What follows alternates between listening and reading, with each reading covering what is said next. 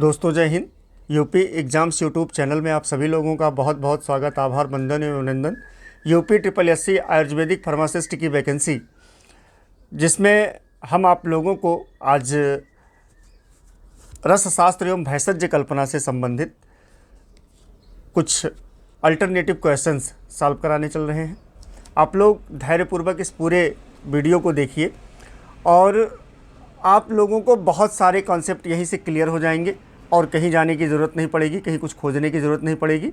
बहुत सरल तरीके से हम इसको आप लोगों के सामने डिफाइन करते हैं। अब देखिएगा, पहला जो क्वेश्चन आप लोगों के सामने है, पंचविध कषाय कल्पना में क्वाथ किसे कहते हैं। देखिएगा, पंचविध कषाय कल्पना जो है, इसमें शब्द है क्वाथ किसे कहते हैं।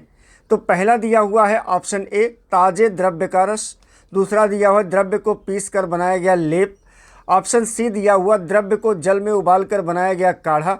ऑप्शन डी दिया है ठंडे जल में रखा गया द्रव। और पांचवा है ऑप्शन ई है, इनमें से कोई नहीं। आप लोग फटाफट निशान लगाएं, बताते हैं आप लोगों को।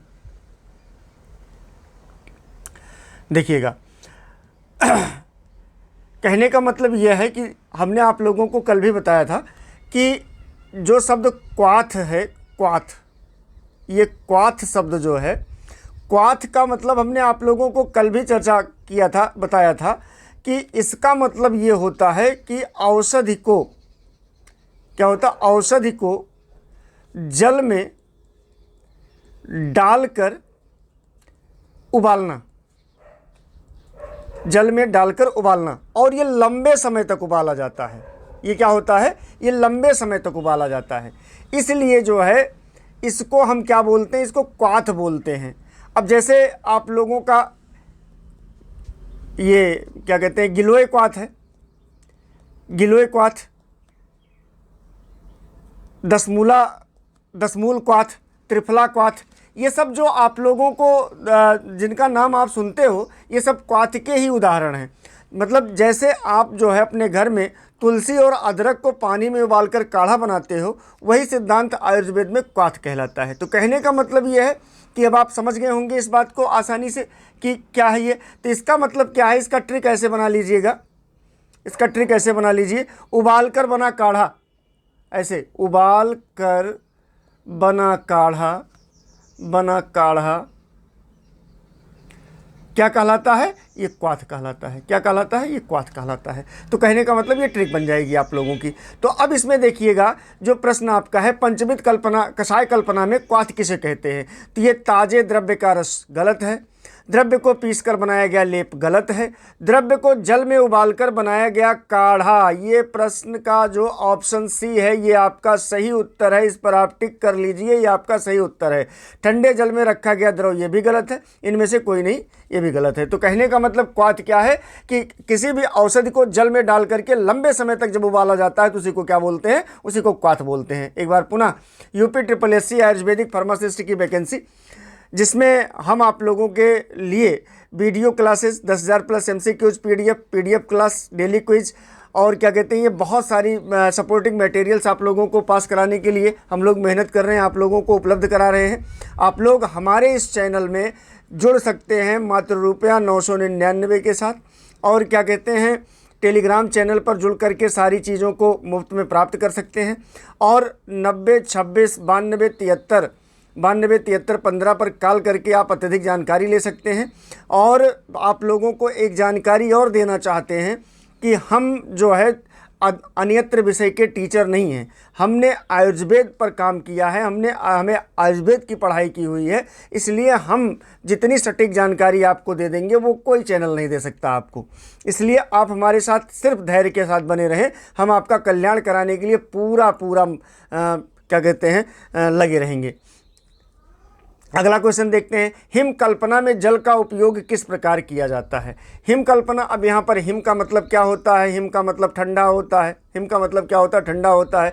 तो जो इसका ऑप्शन दिया हुआ, पहला गर्म जल, दूसरा उबलता जल, तीसरा ठंडा जल, चौथा भाप के रूप में, पांचवा इनमें से कोई नहीं। अब आप हमेशा जान लीजिए कि हिम का मतलब क्या होता है, ठंडा।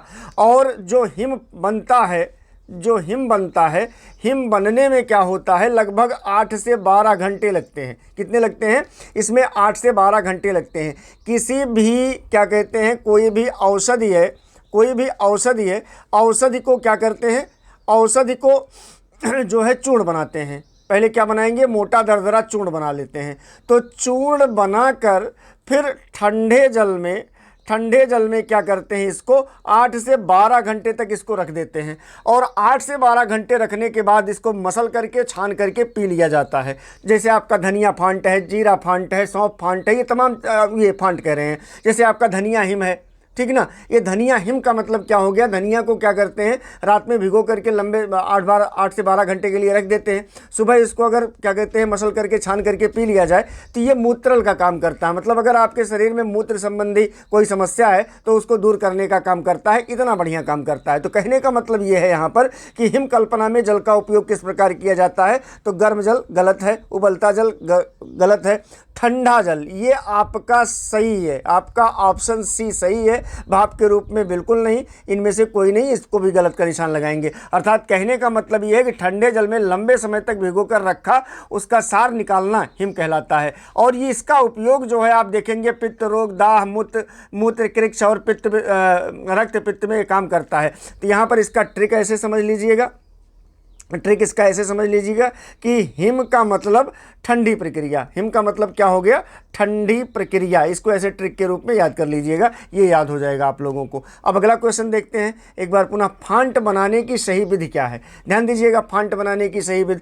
पहला है ऑप्शन ए है औषधि को उबालना, ऑप्शन बी है औषधि को जलाकर राख बनाना, ऑप्शन सी है औषधि पर गर्म जल डाल करके ढक देना, ऑप्शन डी है औषधि को ठंडे जल में भिगोना, और इनमें से कोई नहीं, ऑप्शन ई है। तो आप लोगों को फिर बताएं एक बात कि जिस तरीके से हिम आप बनाते हैं ऐसे ही फांट भी बनता है। अब इसमें क्या होता है कि ये जो आप लोगों का फांट है, इसमें भी क्या करते हैं, सबसे पहले चूर्ण बनाते हैं, मोटा दरदरा पीस करके चूर्ण बनाते हैं। चूर्ण बनाकर फिर क्या करते हैं, गर्म पानी में डाल करके इसको गर्म पानी में डालेंगे। गर्म पानी में डालकर इसको क्या करते हैं, रख देते हैं कुछ देर के लिए। ज़्यादा समय नहीं, 4-6 घंटा 10 घंटा के लिए नहीं रखा जाता है, कुछ देर के लिए रखा जाता है। मतलब 30 मिनट 35 मिनट 40 मिनट इस तरीके से थोड़ी देर के लिए रखा जाता है। इतनी देर तक इसको ढक करके रख देते हैं और बाद में इसको छान करके क्या कर लेते हैं, इसको पी लेते हैं। तो जब छान करके इसको पी लेते हैं, मतलब ये ठीक उसी तरीके से जैसे जान लीजिए जिस चाय की पत्ती पर गर्म पानी डाल करके कुछ देर के लिए छोड़ दीजिए और वैसे ही फांट बनता है आपका। ठीक उसी वही प्रक्रिया है इसका फांट बनने का। तो इसमें जो आप लोगों को ट्रिक लगाना होगा, औषधि को उबालना। इसमें उबाला नहीं जाता भैया, बिल्कुल उबाला नहीं जाता। औषधि को जलाकर राख बनाना बिल्कुल नहीं बनाया जाता।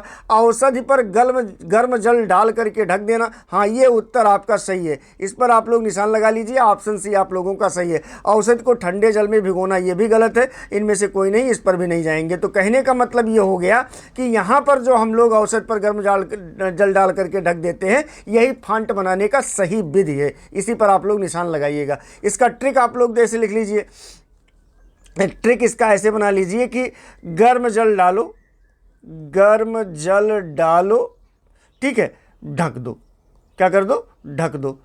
ये हो गया आपका फांट। क्या बन जाएगा, आपका फांट बन जाएगा। ऐसे आप इसको याद कर लीजिए। अगला क्वेश्चन है आप लोगों के सामने, क्वेश्चन नंबर अगला है, गूगल शोधन में निम्न में से कौन सा द्रव प्रयुक्त किया जाता है? अब यहाँ पर आप लोगों के सामने ऑप्शन ए गोमूत्र, ऑप्शन बी त्रिफला क्वाथ, ऑप्शन सी दशमूल क्वाथ, ऑप्शन डी उपर्युक्त सभी, इनमें से कोई नहीं।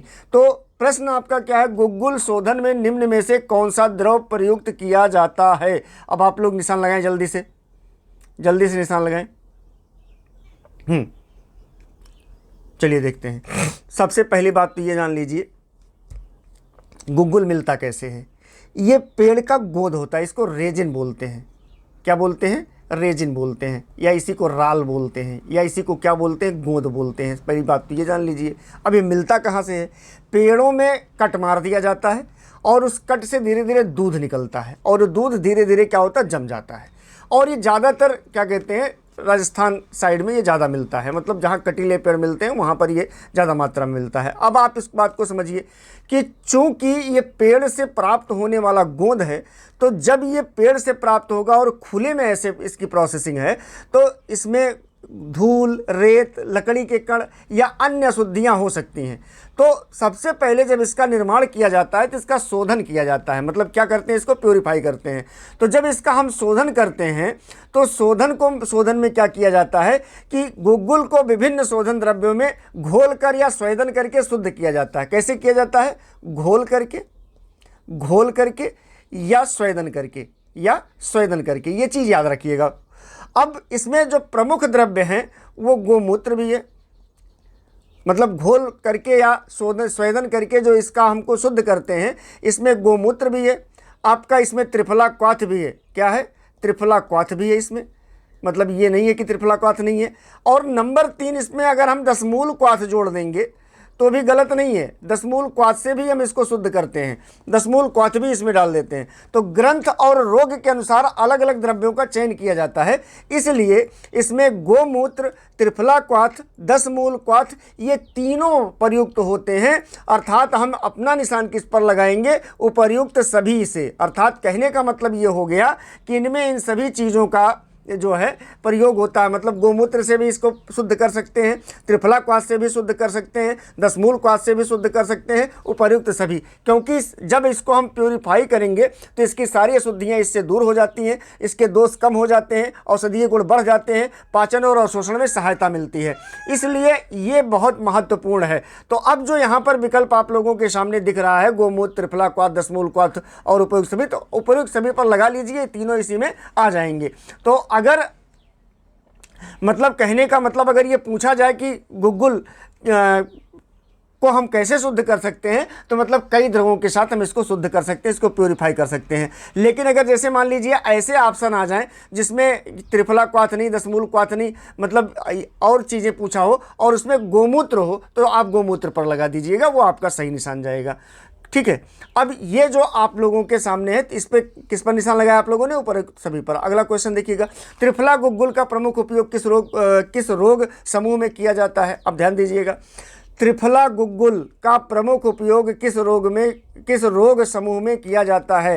पहला ऑप्शन है अर्शियोम भगंदर, दूसरा है ज्वर, तीसरा है प्रमेह, चौथा है कुष्ठ और पांचवा इनमें से कोई नहीं। मतलब ऑप्शन ए पर अर्शियोम भगंदर, ऑप्शन बी पर ज्वर, ऑप्शन सी पर प्रमेह, ऑप्शन डी पर कुष्ठ और ई पर इनमें से कोई नहीं। तो आप लोग जो है जल्दी से उत्तर लगाएं।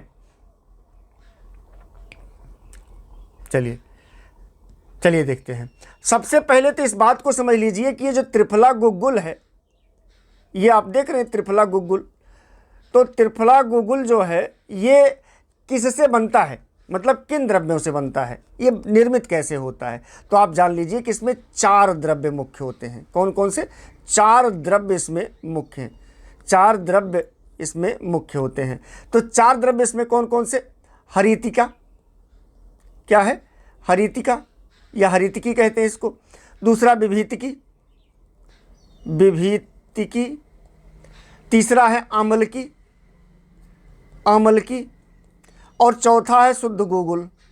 क्या है? शुद्ध गुग्गुल। अब ध्यान दीजिएगा, ये जो शुद्ध गुग्गुल दिख रहा है, मतलब हरड़, बहेड़ा, आंवला और शुद्ध गुग्गुल, ये 4 चीज़ें जो है इससे मिलकर के ये बनती हैं। तो त्रिफला के 3 फल और गुग्गुल मिलकर के प्रसिद्ध योग बनाते हैं। अब जो ये प्रसिद्ध योग बनाते हैं, ये काम कौन सा करते हैं? तो त्रिफला गुग्गुल विशेष रूप से गुदा एवं व्रण संबंधी रोगों में उपयोगी माना जाता है। किसमें? गुदा एवं व्रण संबंधी रोगों में ये काम करता है। तो कहने का मतलब ये हो गया, गुदा संबंधित रोग मतलब अर्श हो गया जिसको बवासीर बोलते हैं, भगंदर हो गया जिसको फेस्टुला इन एनो बोलते हैं, नाड़ी व्रण हो गया, सूजन हो गया, पुराने घाव हो गए, इन सभी चीज़ों पर काम करता है। क्योंकि गुग्गुल क्या करता है? ये सूजन को कम करता है, त्रिफला क्या है? शोधन एवं घाव भरने में सहायता करती है, और दोनों मिलकर के गुदा रोगों में विशेष लाभ देते हैं। तो जब आपको इसका उत्तर लगाना होगा, इसके उत्तर पर सही का निशान लगाना होगा, तो आप जो है इसमें देखिए पहला ऑप्शन दिया हुआ अर्शियोम भगंदर मतलब ये गुदा द्वार के रोग हैं। मतलब वहाँ पर ये रोग होते हैं अर्श और भगंदर। तो ये आपका सही आंसर रहेगा, ज्वर, प्रमेह, कुष्ठ और क्या कहते हैं, इनमें से कोई नहीं, हम इस पर निशान नहीं लगाएंगे। आपका जो सही उत्तर मिलेगा वो अर्श एवं भगंदर ही मिलेगा। तो ये आप लोगों के लिए अच्छा है। अगला क्वेश्चन है, मसी कल्प में द्रव्य को किस रूप में परिवर्तित किया जाता है? पहला है रस में, दूसरा है चूर्ण में, तीसरा है भस्म में, चौथा है कालिख काजल समान काला रूप, और पांचवा है इनमें से कोई नहीं। तो हम आप लोगों को इससे परिचय कराना चाहते हैं। आप लोग जो क्या कहते हैं, निशान लगाएं जरा फट से।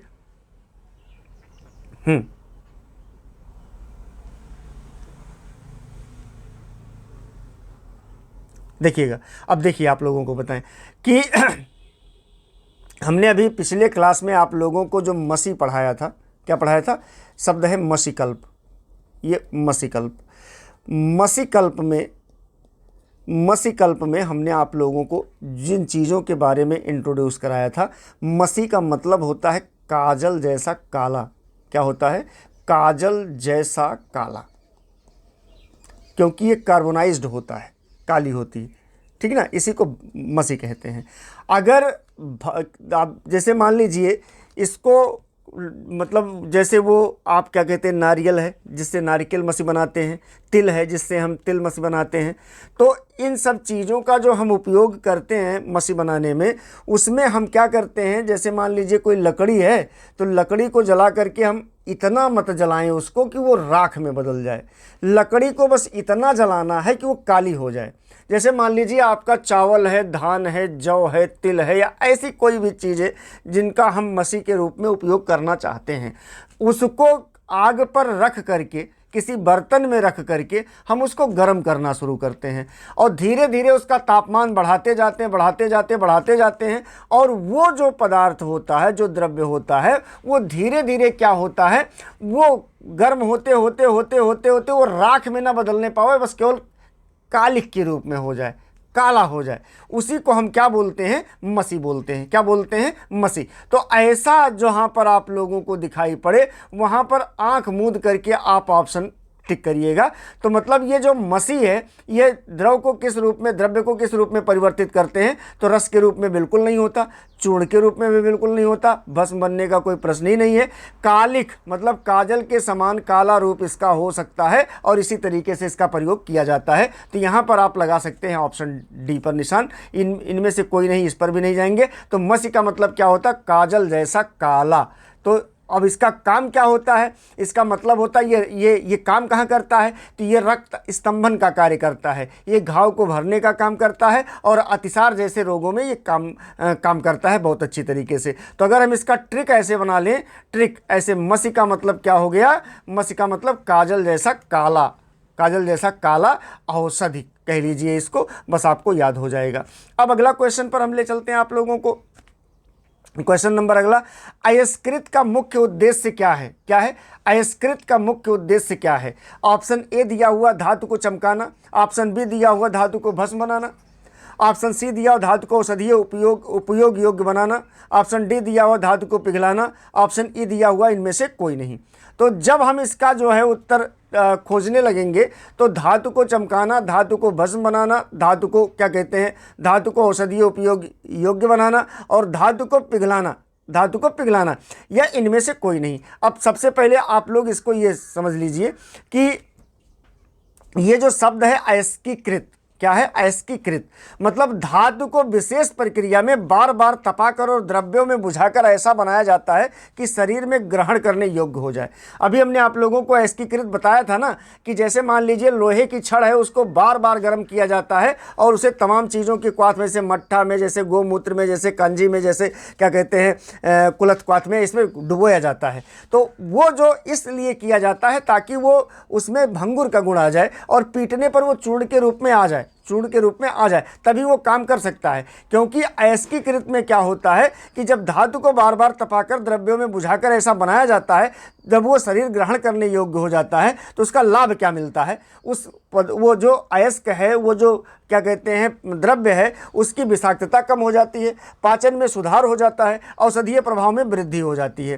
तो यहाँ पर अयस्कीकृत का मतलब क्या हो गया? धातु को औषधि योग्य बनाना। तो जो आप लोगों का यहाँ पर उत्तर है, धातु को चमकाना ये तो गलत है, धातु को भस्म बनाना ये भी गलत है, धातु को औषधीय योग्य बनाना, कैसा, धातु को औषधीय योग्य बनाना, ये ऑप्शन नंबर सी आपका सही है। धातु को पिघलाना ये भी गलत है, इनमें से कोई नहीं, ये भी गलत है। तो कहने का मतलब अगर हम इसका ट्रिक बनाएं, ऐसे ट्रिक बनाएं तो यहाँ पर अयस्कृत का मतलब यहाँ पर क्या हो जाएगा, धातु को औषधि योग्य, धातु को औषधि, कैसा, औषधि योग्य बनाना, औषधि योग्य बनाना, ये हो गया आपका क्या कहते हैं, ट्रिक बन गया। इस तरीके से इसको याद कर लीजिएगा। अगले क्वेश्चन पर चलते हैं, आगे बढ़ते हैं। क्षार सूत्र निर्माण में मुख्य क्षार द्रव्य कौन सा होता है? अब देखिएगा, इसमें क्षार सूत्र निर्माण में मुख्य क्षार द्रव्य कौन सा होता है? इसमें ऑप्शन ये है कि यव क्षार, दूसरा है सर्जी क्षार, तीसरा है अपामार्ग क्षार, चौथा है टंकड़ क्षार और पांचवा है इनमें से कोई नहीं। अब ध्यान दीजिएगा, आप लोगों को जब हमने क्षार सूत्र वाला चैप्टर आप अभी पढ़ाया था आप लोगों को, तो ये बातें हमने आप लोगों को बहुत अच्छी तरीके से बताए थे कि यहाँ पर जो क्षार सूत्र का निर्माण होता है, उस क्षार सूत्र के निर्माण में आप देखिए विशेष औषधीय, मतलब क्षार सूत्र में क्या होता है, विशेष औषधीय लेप, मतलब ये क्या होते हैं, विशेष औषधीय लेप होते हैं। क्या होते हैं? विशेष औषधीय लेप होते हैं। ये लेप से धागा तैयार किया जाता है, विशेष औषधीय लेप से ये क्या किया जाता है, धागा तैयार किया जाता है। और उस धागे पर क्या क्या लगाया जाता है, तो हमने आप लोगों को ये भी बताया था कि सुनुही, ऐसे कैसे कहते हैं, क्या कहते हैं, सुनुही कहते हैं इसको। ये सुनुही जो है क्षीर होता है, सुनुही का दूध, ठीक ना, बंधन एवं आधार के लिए लगाया जाता है। उसके बाद अपामार्ग का मतलब होता है लटजीरा, लहचचीरा बोलते हैं गांव में, मुख्य क्षार द्रव्य है। ये क्या है? ये मुख्य क्षार द्रव्य है, मुख्य क्षार द्रव्य के रूप में ये आता है। और तीसरा नंबर है हरिद्रा चूर्ण। हरिद्रा का मतलब होता है हल्दी का चूर्ण इस पर लगाते हैं। तो कहने का मतलब ये हो गया कि ये जो विशेष औषधि का लेप उस धागे पर लगाया जाता है, उसमें पहला स्नूही क्षीर होता है, दूसरा अपामार्ग जो मुख्य क्षार द्रव्य के रूप में जाना जाता है, और तीसरा हरिद्रा चूर्ण के रूप में लगाते हैं उसको। और इनके सबके अलग अलग, चूँकि जो हरिद्रा चूर्ण है ये रोगाणुनाशक एवं व्रणरोपक होता है, इसलिए इसका प्रयोग करते हैं। तो ये जो आपका उत्तर है यहाँ पर ऑप्शन है यव क्षार, इसको गलत कर दीजिए। सर्जी क्षार ये भी गलत है। अपामार्ग क्षार ये आपका सही उत्तर है, इस पर आप लोग निशान लगा लीजिएगा। टंकड़ क्षार ये भी गलत है, इनमें से कोई नहीं, ये भी गलत है। तो कहने का मतलब ऑप्शन सी जो अपामार्ग क्षार है ये आपका बहुत इंपॉर्टेंट उत्तर है। और ऐसे चीज़ों का प्रयोग, मतलब ये जो क्षार सूत्र का प्रयोग है, ये भगंदर अर्श नाड़ी व्रण में बहुत महत्वपूर्ण तरीके से काम करता है। तो इसका क्या कहते हैं, जो आप लोग इसका ट्रिक ऐसे देख लीजिएगा कि क्षार सूत्र माने अपामार्ग क्षार। यहाँ पर क्षार सूत्र का मतलब अपामार्ग क्षार, अपामार्ग क्षार। ऐसे एक बार में बच्चों बोर मत होइएगा, इसको देख लीजिएगा। थोड़ा सा लेंदी पढ़ा रहे हैं लेकिन आप लोगों के काम आएगा ये, इसलिए एक बार इसको देख लीजिए ढंग से। ये सब एक साथ कई 7-8 क्वेश्चन तैयार हो जाएगा आपका, तो ये आप लोगों को काम करता है। अगला देखिएगा, प्रचलित रसयोग मकरध्वज में मुख्य द्रव्य कौन से होते हैं? अब क्या है, रसयोग, प्रचलित रसयोग मकरध्वज अभी बताए थे आप लोगों को कैसे बनता है, तो आप लोग इस बात को बहुत अच्छी तरीके से याद कर लीजिएगा। अब इसमें ऑप्शन ए है ये पारद गंधक स्वर्ण है, ऑप्शन बी है लोहा अभ्रक ताम्र है, ऑप्शन सी है गंधक ताम्र रजत है, ऑप्शन डी है स्वर्ण लौह और बंग है, इनमें से कोई नहीं। तो आप बहुत अच्छी तरीके से इसको समझने की कोशिश करिएगा। अब सबसे पहले तो ये समझ लीजिए कि मकरध्वज ही क्या है। हमने आप लोगों को बताया मकरध्वज, ये मकरध्वज क्या है, तो एक प्रसिद्ध रसायन योग है। मकरध्वज जो है ये एक प्रसिद्ध, याद रखिएगा इसको, एक प्रसिद्ध रसायन योग है। क्या है? ये एक प्रसिद्ध रसायन योग है। अब इसमें जो मुख्य चीज़ें होती हैं वो क्या क्या होती हैं? पारद होता है, ये याद करके रखिएगा इनको, इन सबसे प्रश्न हो सकता है। पारद, फिर दूसरे नंबर पर क्या कहते हैं, इसमें गंधक होता है, फिर तीसरे नंबर पर इसमें क्या होता है, इसमें सोना होता है जिसको आप स्वर्ण कहते हो। ये 3 चीज़ों का कॉम्बिनेशन होता है। इनका उपयोग जो है वो बलवर्धन, बाजीकरण और रसायन में होता है। तो यहाँ पर जो है हम अगर मकरध्वज का मकरत ध्वज पर अब यहाँ पर आप लोग पहले प्रश्न देख लीजिए कि प्रचलित रसयोग मकरत ध्वज में मुख्य द्रव्य कौन से होते हैं। तो अभी हमने यहाँ पर आप लोगों को बताया कि मकरत ध्वज एक प्रसिद्ध रसायन योग है। इसमें 3 चीज़ें महत्वपूर्ण रूप से होती हैं, पारद, गंधक और स्वर्ण। तो आपका पारद, गंधक और स्वर्ण ऑप्शन ए जो है सही हो गया, बाकी सारे गलत हो गए। तो इन पर गलत का निशान लगा दीजिए, ये सही का निशान है, इसको याद कर लीजिएगा। तो अब जैसे मकरत ध्वज है ना, तो इसका ट्रिक आप ऐसे इस तरीके से देख लीजिए, या इस तरीके से देख लीजिएगा, पीजीएस कर लीजिए इसे, पीजीएस। पीजीएस का मतलब ये हो गया पारद, ठीक ना, ये हो गया पारद। और जी का मतलब हो गया गंधक, GANDHA के गंधक। और क्या कहते हैं, सी से क्या हो गया, स्वर्ण कर लीजिएगा। यस से क्या कर लीजिएगा, स्वर्ण कर लीजिएगा, सोना कर लीजिएगा, इसको सोना कर लीजिएगा, ये आपका। फिर आगे देखिएगा, शास्त्रीय, अगला प्रश्न है आप लोगों के सामने, शास्त्रीय मान प्रणाली में 1 तोला का वर्तमान मान लगभग कितना माना जाता है। क्योंकि सबसे ज़्यादा ये महत्वपूर्ण बात है, जो आप सुनार के यहाँ जाते हैं जब सोना और चांदी खरीदने के लिए, तो वहाँ पर वो बताता है कि भैया इतने में 10 ग्राम बा 1 तोला में। तो अब पहले के जो स्टैंडर्ड थे उस पर और जो मानक इस समय हैं, दोनों में थोड़े से डिफरेंस हो गए हैं। तो आप लोग इसको जानने की कोशिश करिएगा। ऑप्शन ए है 5 ग्राम, ऑप्शन बी है 8 ग्राम, ऑप्शन सी है 11.66 ग्राम, ऑप्शन डी है 15 ग्राम और ऑप्शन ई है इनमें से कोई नहीं। तो आप लोगों को हम यहाँ पर बताएं कि पहले जो मापन होता था वो तोला, किस में होता था, तोला, रत्ती। अभी आप रत्न खरीदने के लिए आज भी जाओगे रत्न खरीदने के लिए तो रत्ती में नापते हैं। फिर उसके बाद मासा होता था, ठीक ना, तोला, रत्ती, मासा, पल, ठीक ना, ये सब चीज़ें जो होती थी ये होती थी। अब जैसे क्या कहते हैं, 1 रत्ती बराबर क्या होता है, 125 mg होता है, 125 mg, याद रख लीजिएगा इसको। 1 मासा बराबर 1 ग्राम होता है, कितना होता है, 1 ग्राम होता है। अब जैसे तोला बराबर होता है, तोला बराबर होता है 11.6 ग्राम, लेकिन यहाँ पर 10 ग्राम में मापते हैं। अब जो वर्तमान में मापते हैं 10 ग्राम में, जैसे सुनार जो मापता है सोना, तो वो 10 ग्राम में मापता है। तो इसलिए जो है यहाँ पर कंफ्यूज मत होइएगा। तोला लगभग 12 ग्राम माना जाता है, 1 तोला बराबर 12 ग्राम, लेकिन मापते 10 ग्राम में है अब, तो इसलिए कंफ्यूज मत होइएगा। इसलिए यहाँ पर ऑप्शन सी जो है 11.66 ग्राम, इसी पर आप निशान लगा लीजिएगा। ये जो है आप लोगों का सही आंसर है, इसी पर निशान लगाइएगा। बाकी सारे ऑप्शन गलत हैं। 5 ग्राम भी नहीं होता, 8 ग्राम भी नहीं होता, 15 ग्राम भी नहीं होता, इनमें से कोई नहीं होता। मतलब 11.66 ग्राम होता है, मतलब अप्रॉक्सीमेट, मतलब लंब सम कह लीजिए आप, नियर अबाउट कह लीजिए आप, 12 ग्राम की ये होता है 1 तोला। जो पहले का स्टैंडर्ड था नापने का वो 12 ग्राम का था, वर्तमान में 10 ग्राम पर आ गया है। लेकिन जो आप लोगों के प्रश्न आएंगे, अगर क्वेश्चन आपका आएगा जो है आपके परीक्षा में, तो वहाँ पर 11.66 रहेगा और उसी पर निशान लगा करके आइएगा, ताकि ये गलत ना होने पावे। अगला क्वेश्चन देखिएगा, ये क्वेश्चन है, रेखा पूर्णता परीक्षा किसकी गुणवत्ता जांचने के लिए की जाती है। अब इसमें पहला क्वेश्चन आप देखिएगा, पहला ऑप्शन देखिएगा क्वाथ, ऑप्शन बी है पिस्टी, ऑप्शन सी है भस्म, ऑप्शन डी है आसो और ऑप्शन ई है इनमें से कोई नहीं। तो जल्दी से निशान लगाओ। आपको खूब बताएं हैं, इसको कई बार बताएं, मतलब 20 बार बताएं हैं आप लोगों को। निशान लगाओ जल्दी से।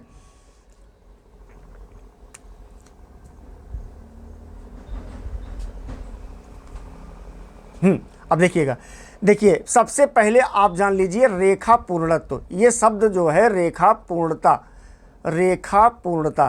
कल हमने एक क्वेश्चन कराया था आप लोगों को वारितरत्व वाला, ध्यान दीजिएगा, वारितरत्व वाला एक क्वेश्चन कराया था ना कल, जो 10 क्वेश्चन हुए थे उसमें से एक वारितरत्व का था, ये उसी का पार्ट है। रेखा ये जो है आपका रेखा पूर्णता, माने रेखा पूर्णत्व बोलते हैं या रेखा पूर्णता यहाँ पर बोलते हैं, कंफ्यूज मत होइएगा, एक ही बात है।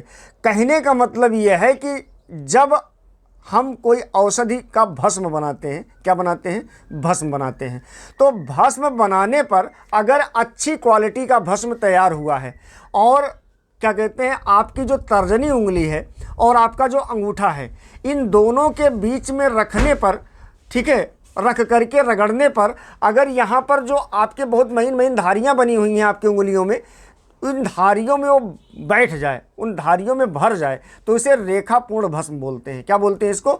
उसी को रेखापूर्ण भस्म बोलते हैं।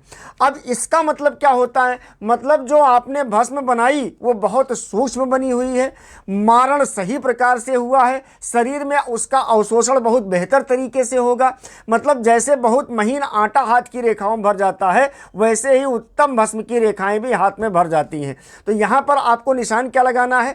क्वाथ गलत है, पिष्टी गलत है, भस्म आपका सही है, ऑप्शन सी सही है, आसव गलत है, इनमें से कोई नहीं गलत है। तो कहने का मतलब अगर हम इसका ट्रिक ऐसे बनावें, ट्रिक ऐसे बनावें तो इसका मतलब क्या है कि रेखाओं में भर जाए। ट्रिक का मतलब है रेखा पूर्णत्व का मतलब हो गया रेखाओं में भर जाए। कहाँ? रेखाओं में भर जाए। क्या हो जाए? भर जाए।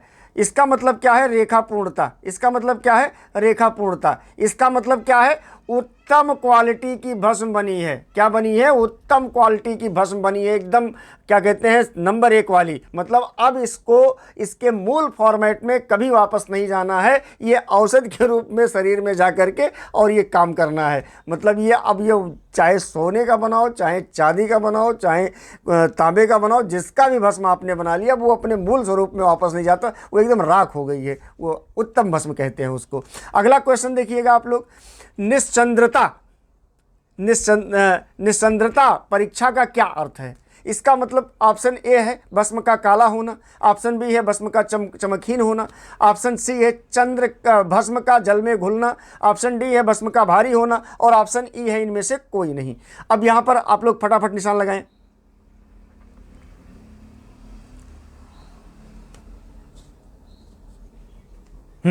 देखिएगा, आप पहली बात समझ लीजिए ऐसे, यहाँ पर शब्द है निश्चंदता।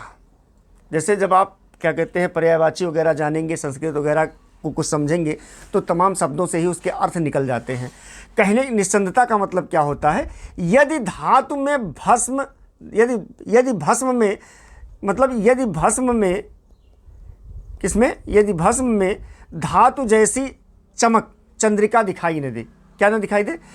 यदि भस्म में धातु जैसी चमक ना हो, धातु जैसी चमक ना हो, तो अगर धातु जैसी चमक नहीं होगी तो उसे निश्चंद्र भस्म बोलते हैं। क्या बोलते हैं? उसको निश्चंद्र भस्म बोलते हैं। क्या बोलते हैं इसको? निश्चंद्र भस्म बोलते हैं इसको।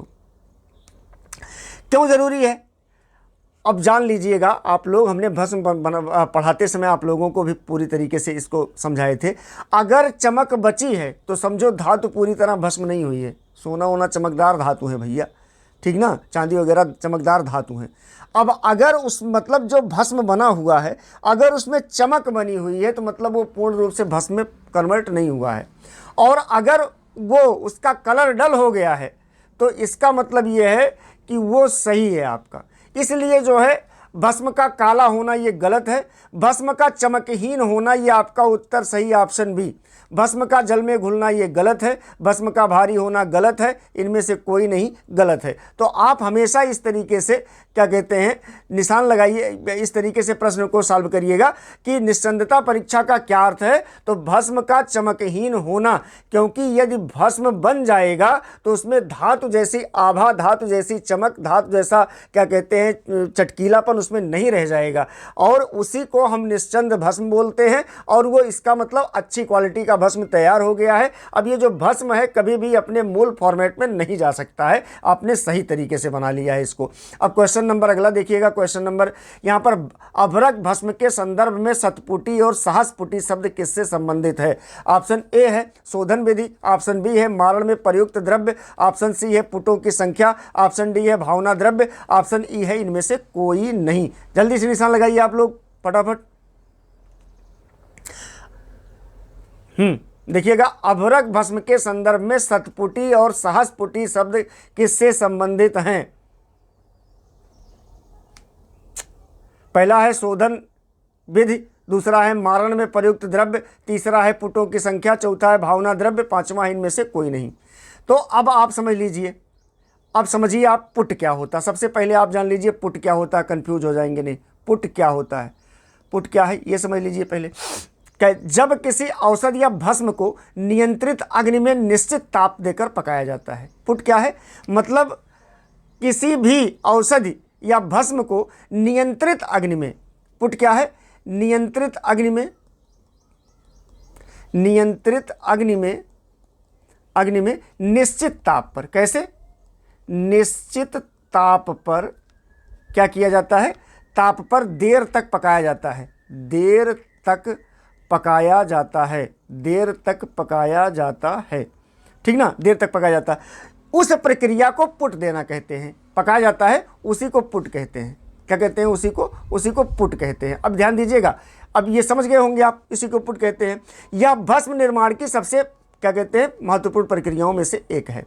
अब अभ्रक क्या है, अभ्रक में विशेषता क्या होती है, अभ्रक भस्म के संदर्भ में दो बातें बहुत प्रचलित हैं। ये जो अभ्रक भस्म आपकी बनती है, इसके संबंध में दो बातें बहुत प्रचलित हैं। पहला है शतपुटी अभ्रक, क्या है, शतपुटी अभ्रक, जिसमें 100 पुट दिया जाता है। दूसरा है सहस्र, क्या है,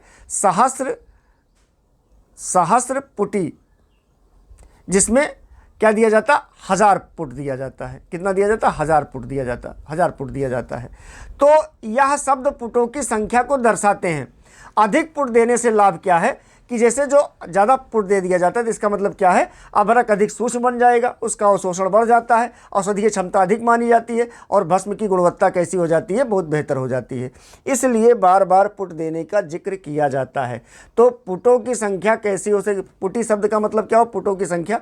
तो यहाँ पर क्या है, सहस्र या अभ्रक में, अभ्रक भस्म में के संदर्भ में शतपुटी और सहस्त्रपुटी शब्द किससे संबंधित है, तो ये पुटों की संख्या से संबंधित है। ऑप्शन सी, ये शोधन विधि से गलत है, मारण में प्रयुक्त द्रव्य गलत है, भावना द्रव्य गलत है, ठीक ना, और क्या कहते हैं, इनमें से कोई नहीं, ये भी गलत है। तो ये किस पर है, पुटों की संख्या पर। जैसे अगर 100 है तो 100 और सहस्त्र है तो 1000 पुट दिया जाता है। ये आपका ट्रिक है, ऐसे याद कर लीजिएगा इसको। अगला क्वेश्चन है, कज्जली किन दो द्रव्यों के मर्दन से बनता है, कज्जली किन दो द्रव्यों के मर्दन से बनता है, शब्द है कज्जली, काजल जैसा। पारद प्लस स्वर्ण ऑप्शन ए है, पारद प्लस गंधक ऑप्शन बी है, गंधक प्लस लोहा ऑप्शन सी है, पारद प्लस अभ्रक ऑप्शन डी है। इनमें से कोई नहीं। लगाइए फटाक से निशान आप लोग।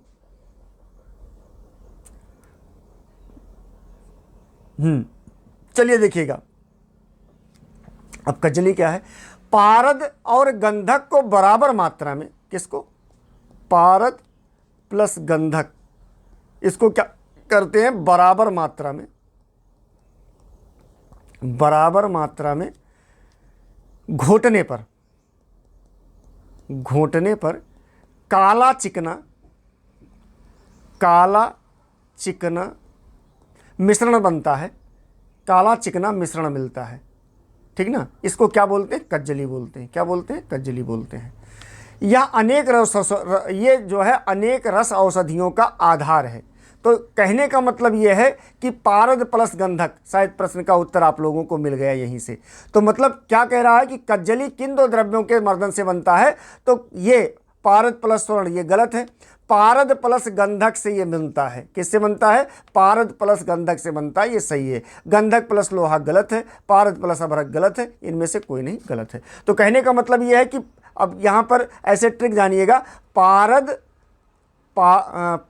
प्लस गंधक बराबर कज्जली आप लोगों को मिल जाएगा, ठीक है। ये आप लोगों का सही उत्तर है। तो आप लोगों ने किस पर सही निशान लगाया, ऑप्शन बी पर। अब अगले क्वेश्चन पर चलते हैं। अगला क्वेश्चन है, रस सिंदूर किस यंत्र की सहायता से बनाया जाता है। फिर देखिएगा, क्वेश्चन इंपॉर्टेंट है, महत्वपूर्ण है, क्योंकि तमाम यंत्रों का प्रयोग भी होता है, ठीक ना। तो उसी में जो ऑप्शन ए है वो डोला यंत्र है, ऑप्शन बी है पाटन यंत्र है, ऑप्शन सी है कुपी पाक यंत्र है, ऑप्शन डी है स्वेदन यंत्र है, ऑप्शन ई है इनमें से कोई नहीं। अब ध्यान से देखिएगा इसमें आप, तो अब चूंकि शब्द क्या है, रस सिंदूर, ठीक ना। रस सिंदूर क्या है ये जान लीजिए, रस सिंदूर ये जान लीजिए। तो रस सिंदूर जो है ये कज्जली को विशेष कांच की कुप्पी में नियंत्रित अग्नि देकर तैयार किया जाता है। किससे, रस सिंदूर में, रस सिंदूर क्या है, इसमें क्या होता है, रस सिंदूर में कज्जली को विशेष कांच कि कुप्पी, कांच की कुप्पी में नियंत्रित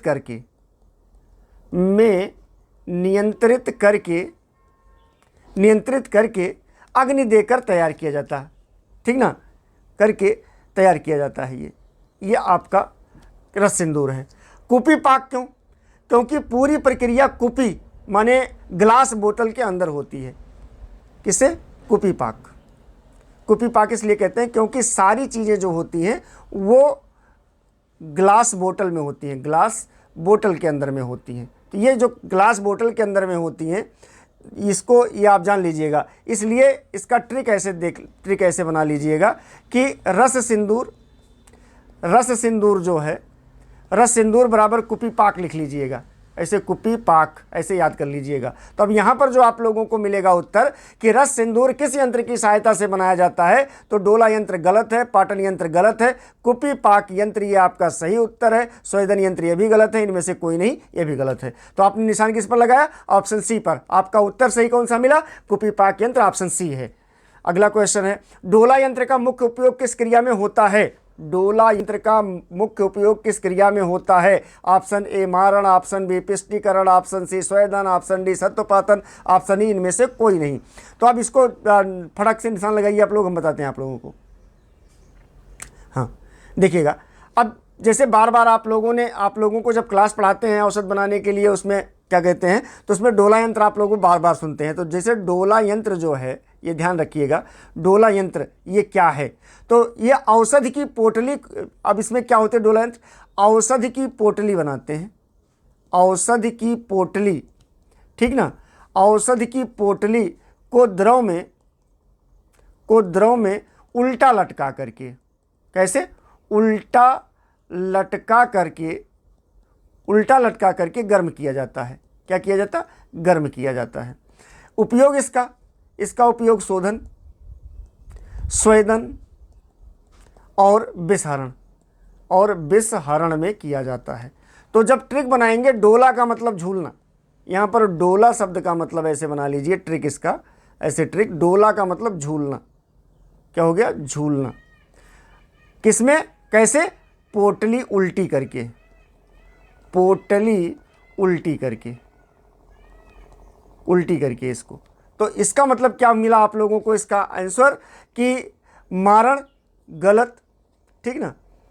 क्या मिला आपका? मारण गलत, पिष्टीकरण गलत, स्वेदन ये आपका डी सी सही हो गया, और सत्वपातन ये भी आपका गलत है। इनमें से कोई नहीं, ये भी आपका गलत है। तो यहाँ पर क्या निशान लगाया आप लोगों ने? क्या मिला आपको? स्वेदन, ऑप्शन सी मिला आप लोगों को। अब अगले क्वेश्चन पर चलते हैं। अगला क्वेश्चन है, स्वेदन का मुख्य उद्देश्य क्या होता है?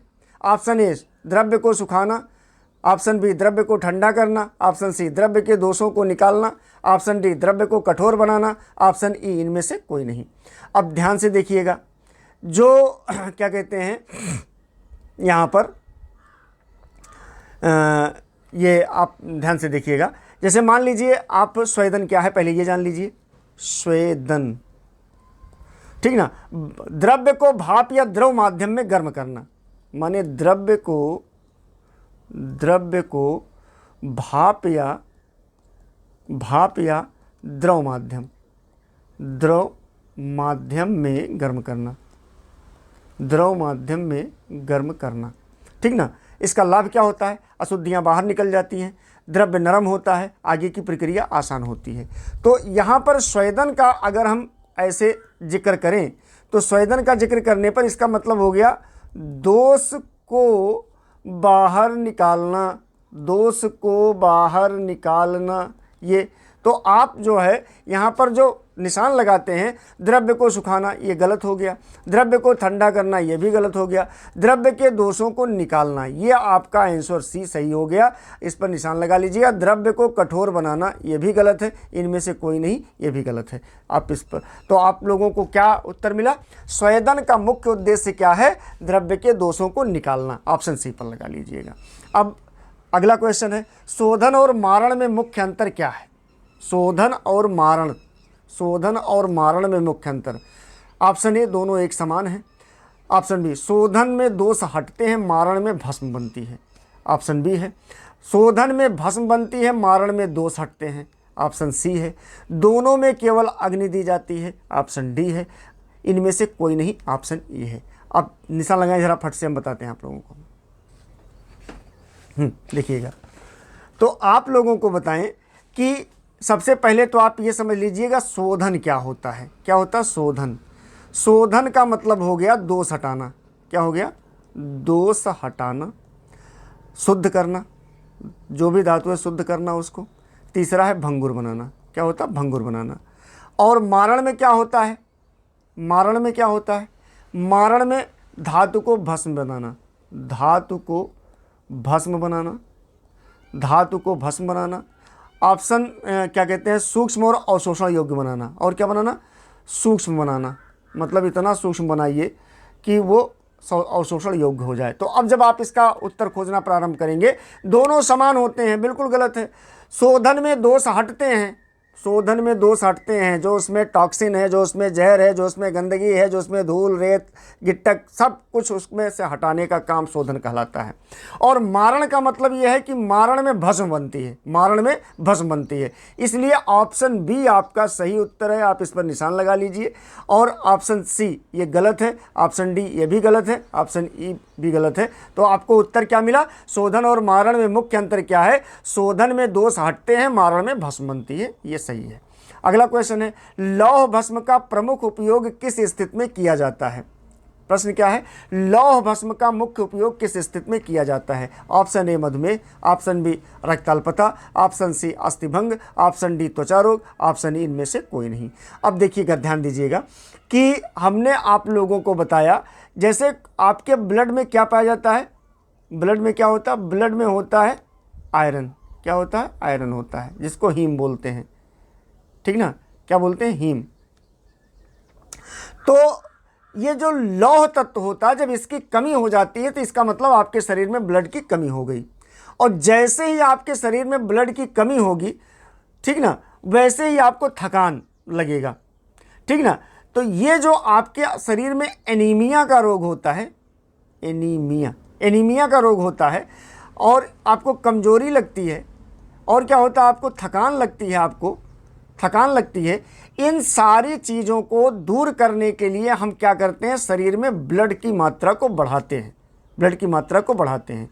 और ब्लड की मात्रा को बढ़ाने के लिए हम क्या करते हैं? ऐसी औषधि या ऐसी चीज़ों का सेवन करते हैं जिसमें आयरन की मात्रा बहुतायत में हो। क्या हो?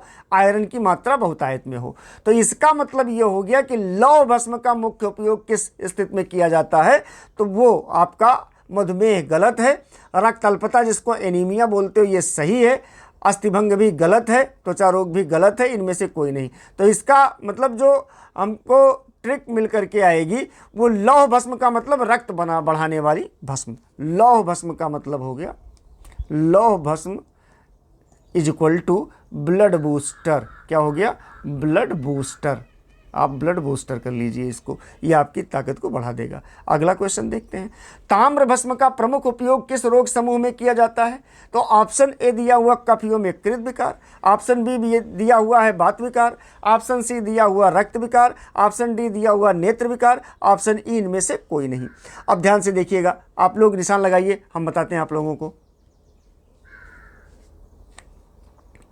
देखिए, जब किसी चीज़ के भस्म इत्यादि की बात हो, अगर उसकी प्रकृति को आप जानते हो तो आप जान गए किस में काम करेगा। अगर उसकी प्रकृति के बारे में आपको पता नहीं है, आपने वीडियोज पहले वाले नहीं देखे हैं, तो आप नहीं कर पाओगे। इसलिए जो है इन चीज़ों को जानना सबसे ज़्यादा इंपॉर्टेंट है। तो ताम्र भस्म का मुख्य उपयोग किस रोग में करते हैं? तो आप समझ लीजिए, इसे ताम्र जो है, तांबा जो होता है, ताम्र जो है, ताम्र भस्म जो है आपका, ये कैसे किस चीज़ों में काम करता है? ये होता है बहुत तीक्ष्ण। क्या होता है? ये तीक्ष्ण होता है। ये क्या होता है? ये उष्ण होता है। ये क्या होता है? ये कफहर होता है। क्या होता है? कफहर होता है। ये क्या होता है? ये मेदोहर होता है। क्या होता है, मेदोहर। ये इसकी प्रकृति है, किसकी, ताम्र भस्म की प्रकृति है। ये तीक्ष्ण होगा, ये उष्ण होगा, ये क्या कहते हैं, कफहर होगा, ये क्या होगा, मेदोहर होगा। ये इतनी सारी खूबियाँ इसमें होती, इसमें क्वालिटी मानी जाती हैं। अब जैसे ताम्र भस्म विशेष रूप से क्या करता है, ये जैसे कफ विकार, यकृत विकार, प्लीहा, वृद्धि, मेदोहर, कृमि एवं आम संबंधी समस्याओं में ये काम करता है। तो जैसे आप लोगों को यहाँ पर जो ऑप्शन दिख रहा है, कफ एवं यकृत विकार, क्या दिख रहा है, कफ एवं यकृत विकार। तो कफ विकार में भी ताम्र भस्म दिया जाता है और यकृत विकार में भी ये दिया जाता है। तो ऑप्शन ई पर आप निशान लगा लीजिएगा सही का, बाकी सारे ऑप्शन वात विकार, रक्त विकार, नेत्र विकार, ये सब गलत हो गए आपका। तो ये आपका आंसर सही हो जाता है। एक बार पुनः UPSSC आयुर्वेदिक फार्मासिस्ट की वैकेंसी, जिसमें हम आप लोगों को video classes, 10,000 MCQs PDF, class PDF, daily quiz, इन सारी चीज़ों को उपलब्ध करा रहे हैं। और हमारे पास आपको बताएं कि एकमात्र चैनल ऐसा है जिसके पास ये सारे मटेरियल्स उपलब्ध हैं और ये सारी चीज़ें लगातार चल रही हैं। बच्चों को संतुष्टिपूर्वक इन सारी चीज़ों को उपलब्ध कराया जा रहा है। और दूसरी बात हम आप लोगों को बताना चाहते हैं कि हमारे यहाँ काम चलाऊं टीचर नहीं है, पार्ट टाइम टीचर नहीं है, हमारे यहाँ इसके स्पेशलाइज्ड टीचर हैं जो आपको अच्छी तरीके से जानकारी देने के लिए तैयार हैं। आप लोग हमारे साथ बने रहें और क्या कहते हैं, हमारे टेलीग्राम चैनल को ज्वाइन कर सकते हैं, हमारे नंबर पर कॉल कर सकते हैं। मात्र 999 रुपये के साथ हमारे साथ सहभागिता करके अपने लाइफ को उज्जवल बना सकते हैं। आपका कल्याण हो। Thank you.